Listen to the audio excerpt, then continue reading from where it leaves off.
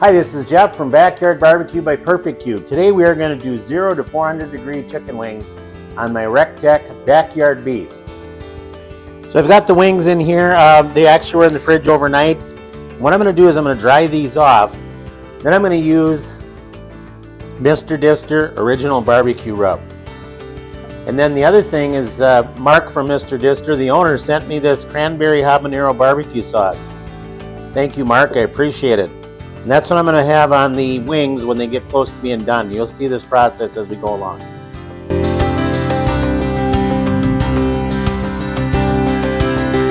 Alright, so we're placing these all on this wire rack. Hopefully they all fit. This will make it easier for transporting to and from the grill. Maybe if I realize there's a hot spot, I'm going to put all the drummies you can see in here on this side, and then this will be closer to the heat source. Alrighty, so what we're doing here is we're just putting all the wings in the wire rack. Then I'm going to go ahead and season them all. And one thing you want to make certain is that you season both sides. Put as much or as little on as you want. I like to have a fair amount on there.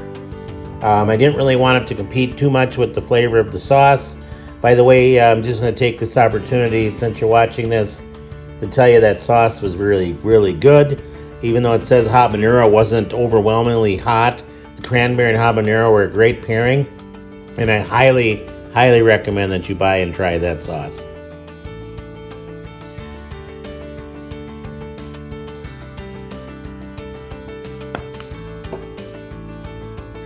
Alright, so we're done with that. The next step will be going out to the smoker. Alrighty guys, so we're out at the smoker. I've got the wings, I left them on the wire rack, of course, put that on the smoker. I'm setting my temp at 400 degrees, but I am not preheating. Do not preheat. This is 0 to 400 degree method, so you want to make sure it's cold at startup.